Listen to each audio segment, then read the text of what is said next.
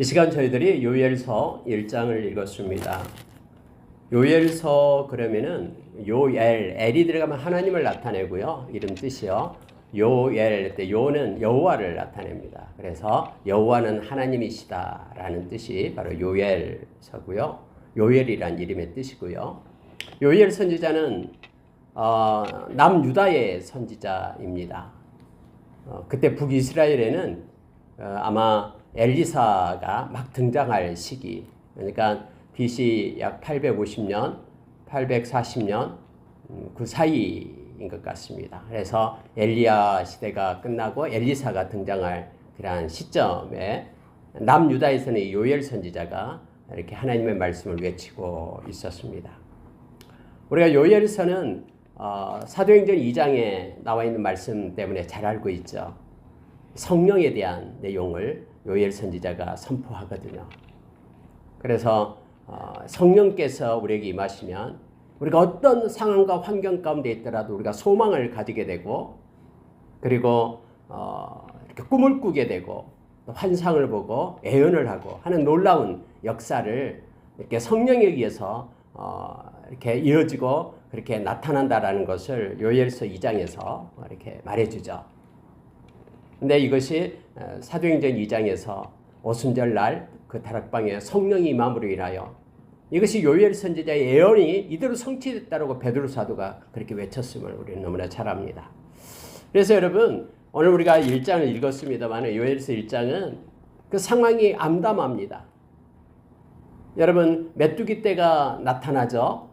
그리고 이 메뚜기 떼는 상징적으로 나타나고 있는 거예요. 근데 그것을 또 이어서 이제 큰 민족이 나타나서 이렇게 하나님의 백성들을 갖다 억압하는 그런 심판의 때가 온다라고 말하면서 뿐만 아니라 자연은 기근의 때가 와가지고는 먹을 것이 없어가지고 모든 하늘이 노수로 닫히고 땅이 철로 깔려서 어떤 결실도 없는 그런 심판의 때가 여호와의 날이 곧 이른다라고 지금 외치고 있는 거예요. 이 장도 마찬가지로 서두에는 그렇게 메뚜기 떼로 시작해서 나타나게 됩니다. 여러분, 우리가 요엘서를 읽을 때마다 성령의 강림을 생생하게 예언했던 그 요엘 선지자의 모습을 우리가 보고, 오늘날 저와 여러분이 성령의 시대라고 말하죠. 성령의 인도하심 가운데 있는 오늘날 너무너무나 이 말씀을 우리가 다른 말씀보다 더 우리의 마음속 깊이 와 닿고 또 성령의 충만함으로 이 세상을 살아야 된다라는 것을 말씀을 통해서 우리가 깨닫게 됩니다. 이 요엘서를 통해서 이제 신약 시대, 그러니까 오늘날 저와 여러분의 그런 교회가 출현하고 또 성령의 인도하심을 받는 하나님의 백성으로 하나님의 백성, 새 언약 백성이 세워질 거다라는 걸 알게 하죠. 새 언약 백성은 하나님의 말씀을 가지고 사는 사람들, 그리고 성령께서 이끄시는 대로 순종하며 따라가는 성령의 사람들임을 알게 합니다. 여러분, 이 책을 통해서 우리가 여호와의 날, 심판의 때를 우리가 주목하기를 원합니다. 그것도 역시 성령께서 우리가 요한복음 16장 8절 이하에서 성령께서 죄에 대해서, 의에 대해서, 심판에 대해서 우리를 책망하신다라고 말하죠. 그래서 여러분, 성령님이 이끄시는 그러한 사람이 아니면은 이 심판에 대해 생각을 하지 않습니다. 이 세상에서 그냥 내가 원하고 내가 추구하고 내가 목적했던 것, 그 성취 때문에 기뻐하고 즐거워하며 이 세상에 이렇게 시선이 집중되어 있지, 하나님의 나라에 대한 그런 소망을 가지고 살게끔 하는 사람들은요, 성령을 가진 사람들만 그렇게 합니다. 그래서 심판에 대한 것을 성령께서는 언제나 이끄시는데, 오늘 특히 요엘서 오늘 1장도 그렇습니다만은 여호와의 날, 심판에 대한 그런 그 단어에 우리의 마음을 두고 우리가 이 말씀을 3장으로 되어 있습니다만 깊게 묵상하는 시간이 되었으면 좋겠습니다. 여러분, 심판의 날은 두려운 날만이 아니죠. 회개하지 않는 사람들은 두려운 날이에요. 그러나 회개한 사람들은 은혜의 날이 됩니다. 심판은 보상의 날이 되고요. 하나님의 공의가 집행되기 때문에 정말로 정직하고 올곧게 하나님을 바라보고 살았던 하나님의 백성들에게는 너무나 큰 은혜와 축복의 날이 되지만, 그러나 하나님을 믿지 않고 하나님을 무시하고 또 말씀을 버린 그들에게는 그들의 죄값을 치루어야 될 그러한 심판의 날이 됨을 성경은 곳곳에서 우리에게 말해줍니다. 자, 여러분 몇 가지만 잠깐 묵상을 하도록 하겠습니다. 1절에 보니까요. 부두엘의 아들 요엘에게 임한 여호와의 말씀이라 해서 부두엘이 누군지에 대해서 성경은 말해주고 있지 않습니다. 성경에서는 여러 사람들의 이름이 나오죠. 그런데 여기서도 역시 실제 요엘은 이러한 족보를 가진 사람이었다. 근데 그에게 하나님의 말씀이 임했다 해서 하나님이 주권적으로 그에게 역사했음을 보게 됩니다. 근데 여러분 2절에요. 가장 첫머리가 늙은 자들아 이렇게 시작을 합니다. 우리말은 이렇게 표현을 했습니다만은 장로들아라는 뜻이에요. 그러니까는 그냥 나이 많은 사람을 나타내는 게 아니라 엘더, 영어로 말하면 엘더가 되죠. 지도자, 장로들을 나타냅니다. 그러니까 지도자이면서 장로들 모든 백성들의 무리에 그런 추앙을 받으며 그런 존경을 받은 그들을 향하여 가장 먼저 이제 하나님께서 요엘을 통해서 말하는 거예요. 이걸 들으라라는 거예요. 근데 이것은 그들에게만 해당되는 거 아니고 또 확장시켜서 모든 주민들아, 땅에 사는 모든 주민들아 이것을 들으라 하면서 선포하면서 말씀이 시작이 됩니다. 오늘날 이 말씀을 읽고 있는 저와 여러분을 향해서 너희들은 이것을 들으라 하면서 요엘 선지자가 크게 우리를 향하여 외치고 있음을 보게 됩니다. 귀를 기울여라. 그게 뭐냐면요. 이런 일이 지금까지도 없었다라는 거예요. 근데 이런 일은 무시무시한 일이기 때문에 이게 경종을 울리면서 이것을 집중해서 들으라 라고 말하고 있는 것입니다.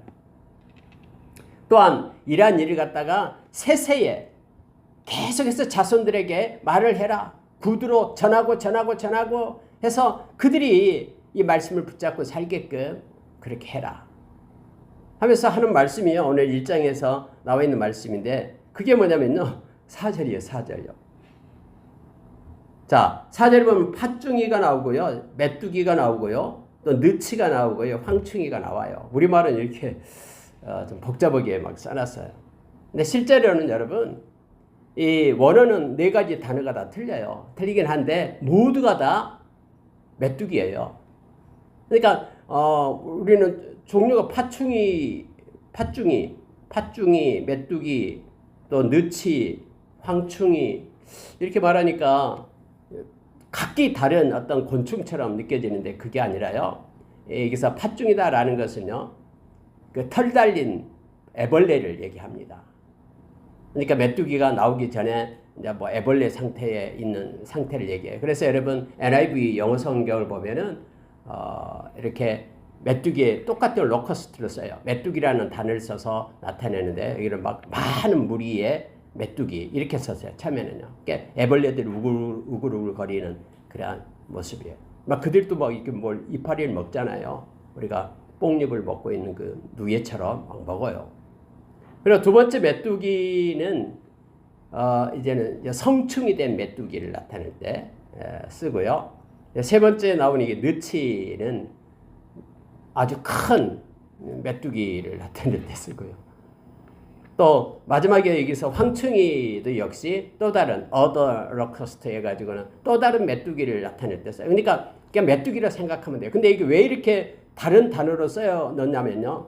이 벌레가 될 때 애벌레가 되고 또 성충이 되고 또 메뚜기 이제 힘 있는 메뚜기가 되고 뭐 이렇게 막 확장되어 가는 것은요. 이러한 그런 고난의 때가 계속해서 이어진다라는 것을 나타내 주기 위한 거예요. 그냥 그들이 먹어치우고 이제 끝났냐 했는데 또 그들이 또 변신해 가지고 또 먹어치우고 계속해서 이러한 일들이 있게 된다라는 것을 사장은 말해주고 있습니다. 여러분 메뚜기 떼가 무섭다고 합니다. 요즘에도 메뚜기 떼 나타나기도 하는데 뭐 있는 것은 다 먹어버리니까 나무 같은 것도 다 먹어버리고 한번 지나가 버리면 싹 껍질도 다 벗겨가지고 다 죽어버리죠. 그래서 아주 무섭다고 합니다. 뭐 직접 우리는 그걸 경험해보지 못했습니다만은 역사상 보면은 메뚜기 떼 때문에 힘든 일들이 많이 있었죠. 근데 오늘 요엘 선지자는 메뚜기를 가지고 지금 말하고 있는 거예요. 그가 애벌레부터 시작해서 성충이 되고 진짜 이제 온전한 메뚜기가 되고 또 그가 또 죽으면서 알을 낳고 뭐 그랬고 또 그것이 계속해서 반복되고 이러한 것들 계속해서 이 기근의 때가 또 메뚜기가 먹어치우는 그러한 때가 계속될 것이다라는 것을 지금 말씀은 이렇게 나타내주고 있어요. 그러면서 이걸로 딱 일단은 1달러 끝내놓고요. 두 번째는 이제 5절에서 이렇게 말합니다. 취하는 자들아 하면서 깨어 울지어다. 포도주를 마시는 자들아 울지어다. 이는 단 포도주가 너희 입에서 끊어졌으며. 이게 갑자기 나와요. 그러니까 여러분 의미를 가지고 지금 연결해 가는 거예요. 이제는 취한다라는 것이 뭐냐면은 이제 뭐 술 먹고 이렇게 희락을 즐기고 즐겨 연애를 즐기고 하는 것이죠. 이것들은 또 풍성한 것을 나타내죠. 예를 들어 추수할 때 그들이 술 파티를 하면서 또 포도주를 갖고 뭐 여러 가지 즐거운, 또 결혼할 때도 역시 그 포도주를 가지고 팔레스타인 지역은 이렇게 파티를 하잖아요. 음료로 마시고요. 근데 이러한 즐거움의 때가 이제는 끝났다라는 거예요. 그렇기 때문에 깨어서 울어라라고 얘기합니다. 지금이 너희들은 지금 울 때다라고 지금 요엘 선지자가 외치고 있는 거예요. 왜냐하면 이제 무시무시한 그런 환난의 때가 기다리고 있다라는 거예요. 하나님의 심판의 때가 기다린다. 뒤에 가서는 여호와의 날이 가까이 왔다. 그러니 이제는 지금 계속해서 지금까지 해왔던 대로 술 먹고 즐기고 그냥 쾌세라세라 하면서 놀 때가 아니다라고 지금 말하고 있는 거예요. 깨어서 울 때다라고 말합니다. 왜냐하면 이제는 너희 입에서 단 포도주가 끊어지게 될 것이다. 먹을래야 먹을 수 없는 때가 올 것이다라고 위의 것과는 다르게 또 한 구절을 집어넣습니다. 그리고 또 여기서 딱 끝나요. 또 의미를 가지고 또 가는데 이제는 6절에서 이제는 말합니다. 한 민족이 내 땅에 올라왔음이라 하면서 이제 실제적인 위의 것은 그렇게 메뚜기로 인하여 예를 들었다 그러면은 이제는 6절에 와서는 다른 한 민족이 올라온다. 그들은 강하다. 마치 사자 이빨을 가진 것 같고 암사자의 어금니를 가진 것 같다라고 말합니다. 그들이 포도나무를 멸하고 무화과나무를 긁어 말갛게 벗겨서 버리니 모든 가지가 하얗게 되었도다. 마치 메뚜기가 그렇게 먹어치고 아무것도 없이 이런 된 것 같은 그런 모습으로 표현해주고 있죠. 여러분 성경의 구약에서 하나님께서 진노하실 때 4가지를 가지고 진노를 하시죠. 여러분 우리가 잘 아는 칼을 가지고 진노하시잖아요. 그리고 전염병을 가지고 말하죠. 그리고 짐승을 나타냅니다. 그리고 기근, 이 4가지를 가지고 하나님께서 재앙을 나타낼 때 쓰는 표현이에요. 여기는 지금 칼을 얘기하고 있습니다. 위에서는 짐승을 얘기했다 그러면 이제 칼을 가지고 얘기하는 거예요. 근데 무시무시한 민족이 올라와서요 모든 것을 다 초토화시켜버릴 것이다 라고 말하고 있어요. 실제적으로 여러분 이렇게 요엘 시대에 외칠 때는요, 요엘이 외칠 때는 언제 시대냐면은 요아스 때예요. 여러분 요아스가 어느 때인지 알죠? 요아스가 7살에 왕위에 오릅니다. 근데 이 어린 아이가 그 왕위를 못하잖아요. 그 왕을 통치를 못하니까 섭정을 하죠. 여호야다라는 그런 제사장이 섭정을 합니다. 여호야다는 그 왕의 묘실에 들어갔던 제사장이었죠. 그래서 여러분, 그래서 그것 가지고도 이제 위에 늙은 자들아 이렇게 장로들을 얘기하면서 나타내기도 합니다. 너무너무나 그 유다의 왕조가 끊어질 뻔했던 때였죠.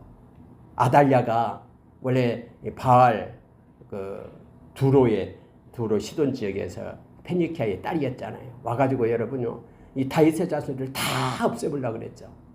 근데 이 한 명을 요아스를 숨겨서 와서 성전에서 길러가지고 7살 때 왕위에 올려가지고 다윗의 왕조가 이어지게끔 했던 그 시기에 지금 외친 요엘 선지자였습니다. 근데 그 시기뿐만 아니라 요엘 선지자는 남유다가 바벨론에서 멸망을 당하는 그 시대를 나타내주고 있으며 이것도 궁극적으로 마지막 때를 지금 암시하면서 예언을 선포하고 있는 것입니다. 자 여러분 그러면서 갑작스럽게 막 선포를 하면서 외치기 시작하는 거예요. 지금은 그런 때가 아닌데 막 그렇게 요엘 선지자가 외치는데, 그럼 어떤 식으로 애곡해야 되냐면은, 그래서 8절에 처녀가 어렸을 때 약혼한 남자로 말미암아 굵은 벼슬 통이고 애곡한 같이 할지어다. 여러분, 그때는 어렸을 때 정혼을 해요. 아직 결혼도 안 했어요. 근데 결혼을 남자가 죽어버렸어요. 너무너무, 그래서 이 처녀가 막 그 남편 될 그 사람이, 남편도 없어져 버려서 죽어버리고요. 그래서 이것 때문에 가슴 아프면서 애곡함 같이 그렇게 애곡해라라고, 슬퍼하면서 우려라라고, 지금 술 마시고 기쁘고 지금 이런 때가 아니다라고, 하나님 앞에 엎드려 기도하고 울 때라라고 지금 요엘 선지자는 외치고 있는 거예요. 곧 어마어마한 그런 일들이 주어지는데 하나님 앞에 나아가지 않으면, 회개하지 않으면 이와 같은 일이 일어난다라고, 울 때라라고 말하고 있습니다. 이 말씀은 앞에 있는 호세아 선지자가 외쳤던 하나님께로 돌아오라라는 외침과 비슷합니다. 남유다에서 이렇게 외치고 있는 것입니다. 하나님이 기근의 때를 준다라고 말합니다. 여러분, 기근은 무섭습니다. 근데 여러분, 마지막 때는 기근의 때가 온다라고 우리에게 말해주고 있잖아요. 기근은 먹을 것이 없으면요, 사람이요, 자기 자식도 잡아먹잖아요. 이 무서운 시대가 옵니다. 근데 하나님이 이렇게 말씀을 합니다. 자, 9절에 보십시오. 소재와 전제가 여호와의 성전에서 끊어졌고 여호와께 수종되는 제사장들은 슬퍼하도다. 소재와 전제가 끊어졌다라고 얘기해요. 소재는 여러분 곡식을 가지고 하나님 앞에 예배드리는 거예요. 5가지 제사 중에서 이 소재는 곡식을 가지고 드리는 하나가요. 나머지는 다 이제 짐승을 잡아서 피해 제사를 드리는 거고요. 이 소재는 민하라는 그런 히브리어인데요. 근데 여러분, 기근의 때가 오니까요, 하나님 앞에 예배하고 싶어도 예배 드릴 곡식이 없는 거예요. 소재가요. 전제는 여러분 이렇게 부어서 하나님께 드리는 그런 모양이잖아요. 그런 그 제사의 형태잖아요. 근데 전제는 뭘 넣냐면 주로 포도주를 이렇게 부어요. 근데 포도주가 없어요. 그래서 소재와 전제가 끊어져요. 하나님 앞에 예배하고 싶어도 예배 드릴 것, 그때 당시에는 제사로 이렇게 예배를 드리잖아요. 이걸 할 수가 없어요.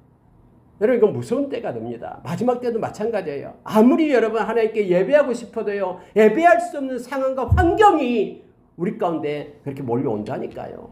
그래서 여러분, 우리가 하나님이 기회 주실 때 하나님 앞에 우리는 예배하기를 기뻐해야 됩니다. 하나님이 하나님을 영화롭게 하는 자리에 우리를 불러서 세워서 이 시간에 영광 받으시길 원하는 것을 우리는 기뻐하고, 하나님께 예배자로 선 것을 너무너무 감사하며 하나님께 영광을 올려야 됩니다. 실제로 여러분, 하나님께서 그렇게 얘기했잖아요. 유다 백성들에게. 이제 너희들이 나에게 와서 예배하기를 싫어하니까 내가 디아스포라로 흩어버리겠다. 말씀을 순종하기를 싫어하고 하나님 경외하기를 싫어하니까 막 왜 이렇게 하나님 앞에 예배하는 시간이 기냐고 막 그렇게 말하면서 할 일이 많은데, 그렇게 하나님요, 그 마음을 읽어버리잖아요. 그리고 다 흩어요. 그러면 여러분, 내가 섬기고 싶지 않는 그러한 이스라엘 백성이 그랬잖아요. 그러한 그 신들을 섬겨야 되고요. 그렇지 않으면 죽음을 당하게 되고, 이런 때가 그렇게 이스라엘 백성이 도래했듯이 앞으로도 여러분 그러한 무서운 때가 될지도 모릅니다. 아모스서에 보면은 영적 기갈의 때가 온다라고 우리가 전번에 말씀을 암송했잖아요. 먹을 것이 없는 기갈이 아니라 하나님의 말씀이 없는 기갈의 때가 오게 되고, 하나님께 예배하지 못하는 그러한 기갈의 때가 오게 됩니다. 어떤 사람들은 회개하고 하나님 나라에 갑시다 그러면은 다음에 죽을 때쯤 돼서 회개한다는데, 여러분, 기회는 하나님이 주시는 거예요. 내가 하고 싶다고 해서 그때 돌아와 삽니까? 못합니다.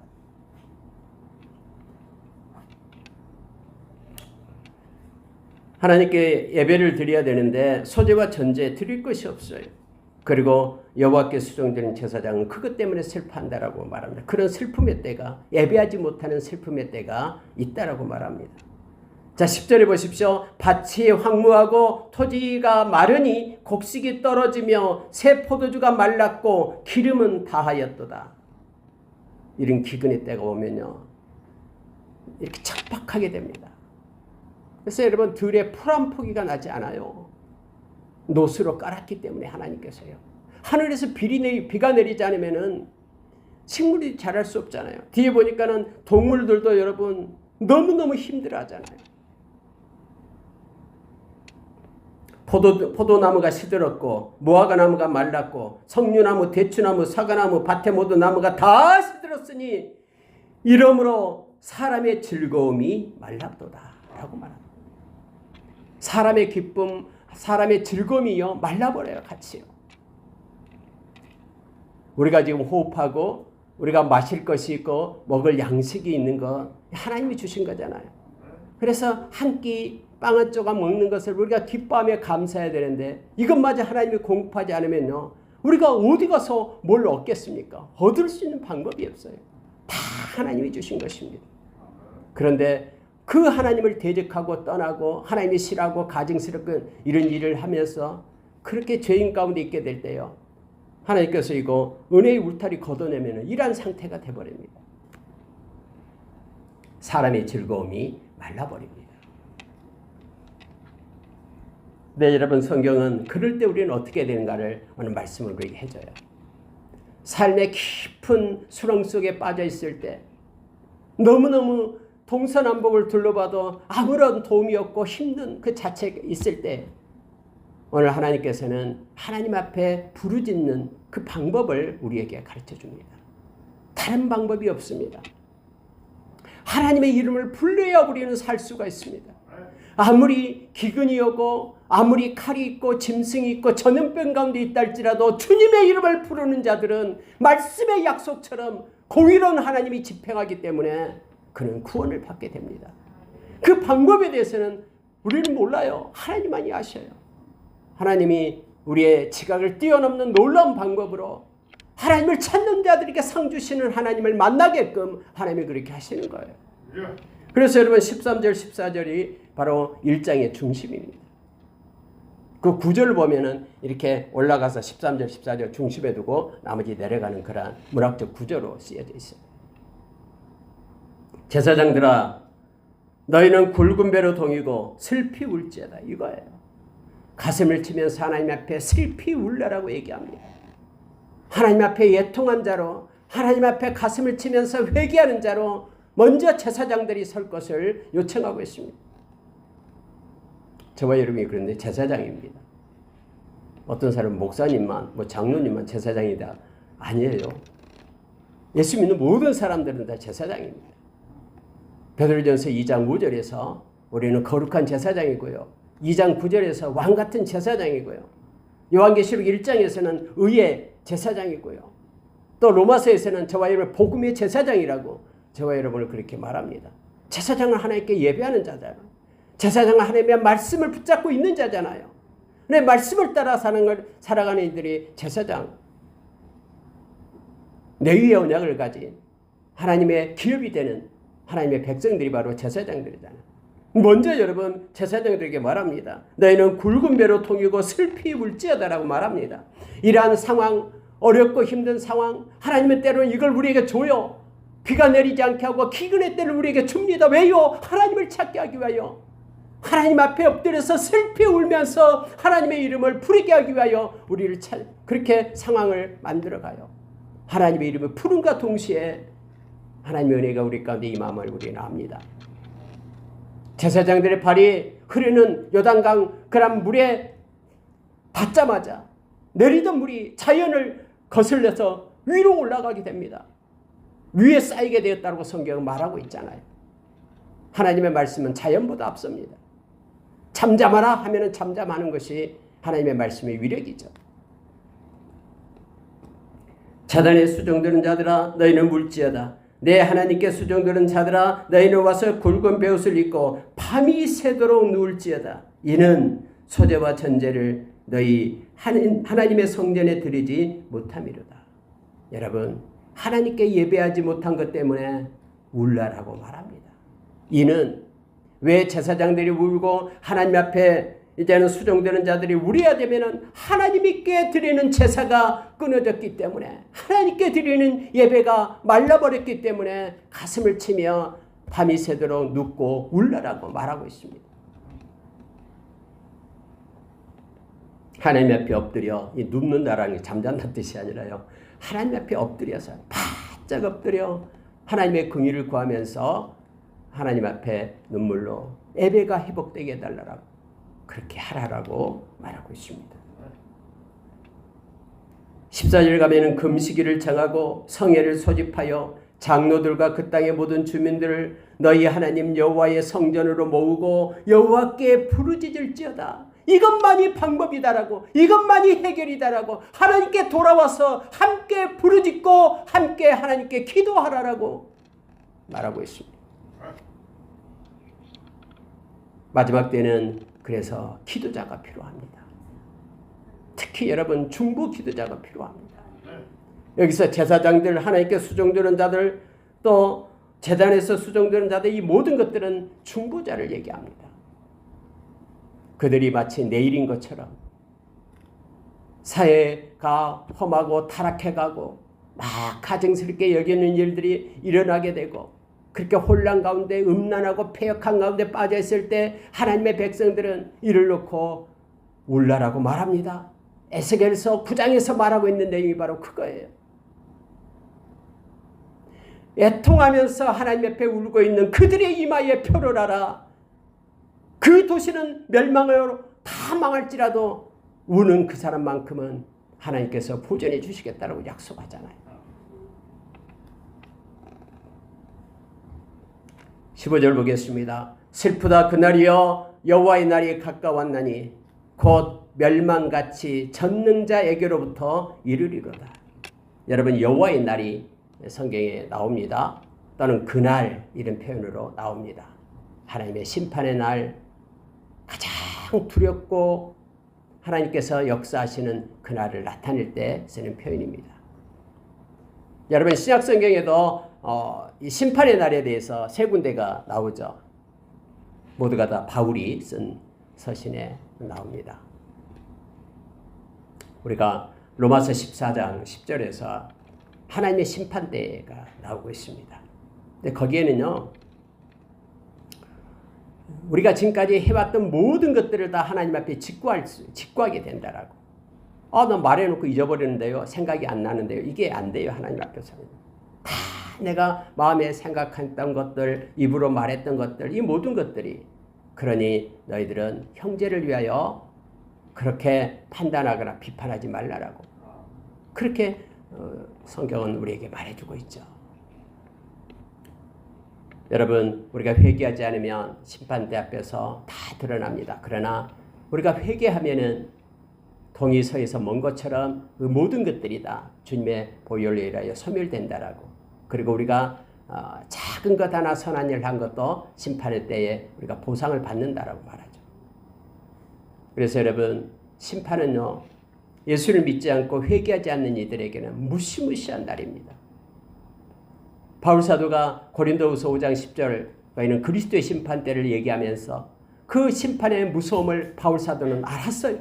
성령께서 가르쳐줘서 알아가지고는 너무너무 두렵고 너무너무 무서워서 이 복음을 받지 않는 자들이 처하는 그런 고통이 너무 커서 바울 사도는 복음을 전하지 않을 수 없다라고 말하죠. 그래서 틈만 나면 그가 참수행을 당해 죽을 때까지 곁눈질하지 않고 복음을 가지고 생명 걸고 말씀을 전했음을 우리는 너무나 잘 압니다.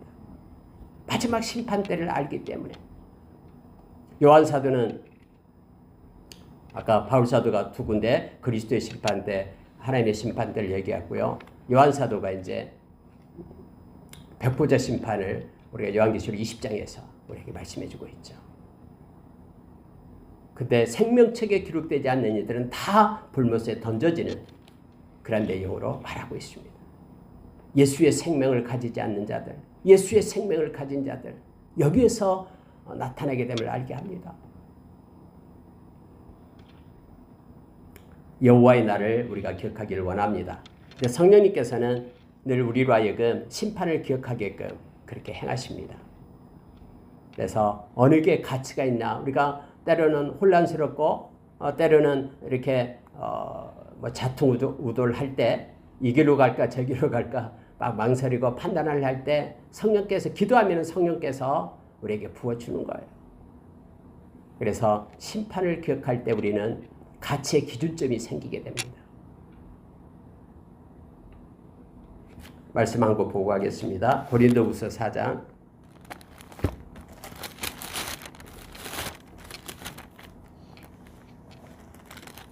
고린도후서 4장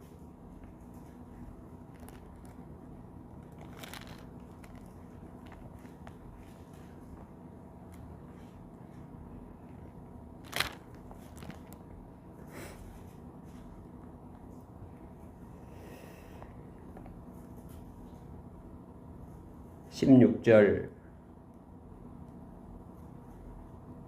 18절까지 우리 같이 읽겠습니다. 고린도후서 4장 16절부터 18절이요. 그러므로 우리가 낙심하지 아니하노니 우리의 겉사람은 낡아지나 우리의 속사람은 날로 새로워지도다. 우리가 잠시 받은 환난에 경한 것이 지극히 크고 영원한 영광에 중한 것을 우리에게 이루게 함이니 우리가 주목하는 것은 보이는 것이 아니요 보이지 않는 것이니 보이는 것은 잠깐이요 보이지 않는 것은 영원함이라. 아멘. 이 세상은 우리 눈으로 보여지는 것이죠. 그런데 저와 여러분이 집중하고 중하게 여기고 하는 것은 보이지 않는 것을 중하게 여겨라라고 우리에게 말해주고 있습니다. 심판이 그게 기준점이 됩니다. 심판은 지금 우리 눈앞에 보이지 않지만 그러나 우리가 이 세상을 떠나고 하나님 앞에 섰을 때 또 우리 주님이 이 세상에 오실 때 우리는 지금까지 생각지도 않은 놀라운 일들을 우리가 겪게 될 겁니다. 보이지 않는 그 중한 것 하나님의 나라를 우리가 기억하면서 우리의 가치가 정돈되기를 원합니다. 여러분 다시 돌아와서요. 이 말씀 보고 마치겠습니다. 하나님께서는 이제 다시 앞에 1절부터 해왔던 말씀을 이제 뒤쪽에 그대로 말씀하시면서 이제 끝냅니다. 9절을요. 그래서 16절이요. 먹을 것이 우리 눈앞에서 끊어지지 아니하였느냐? 기쁨과 즐거움이 우리 하나님의 성전에서 끊어지지 아니하였느냐? 씨가 흙덩이 아래에서 썩어졌고 창고가 비었고 곡간이 무너졌으니 이는 곡식이 시들었음이로다. 가축이 울부짖고 소떼가 소란하니 이는 꼴이 없음이라. 양떼도 피곤하도다. 여러분 자연이 이렇게 또 동물들이 힘드는 것은 인간의 죄악 때문이다라고 성경은 말하고 있죠. 로마서 8장 18절에서 20절 보면은 정확하게 그렇게 말씀해주고 있습니다. 그래서 여러분 자연도 빨리 우리 주님께서 오시기를 고대하고 있다라고 성경은 말해주고 있죠. 근데 여러분 오늘 이 19절 보고 마칠게요. 이렇게 말합니다. 여호와여 내가 주께 부르짖으오니 불이 목장의 풀을 살랐고 불꽃이 들의 모든 나무를 살랐음이니이다. 들짐승도 주를 향하여 헐떡거리오니 시내가 다 말랐고 들의 풀이 불에 탔음이니이다. 기근의 때가 왔다라는 거예요. 비가 내리지 않고 다 말라버린 그런 모습을 지금 요엘 선지자는 말해요. 그런데 요엘 선지자는 이걸 놓고 하나님 앞에 부르짖는다라고 말합니다. 요엘서 1장은 저와 여러분에게 기도하라라고 말하고 있습니다. 힘들고 어려운 환경이 올 때마다 하나님의 백성이 가장 먼저 해야 될 것은 하나님 앞에 나와서 기도하는 것입니다. 때로는 금식이 필요하다면 금식하면서 하나님 앞에 중보기도자로 설 것을 요청하고 있습니다. 정말로 세상은 점점 무서워질 겁니다. 육적인 또는 영적인 기근의 때가 오게 될 겁니다. 그럴 때 여러분, 저와 여러분은 하나님 앞에 엎드려 기도하는 것밖에 없습니다. 하루에 6번씩 하나님 앞에 기도하는 자로 또 수시로 하나님 앞에 기도하며 주님과 동행하는 자로 저와 여러분이 서기를 원합니다. 기도는 절대로 땅에 떨어진 법이 없습니다. 우리가 기도할 때 우리의 기도는 하나님의 보좌로 올라갑니다.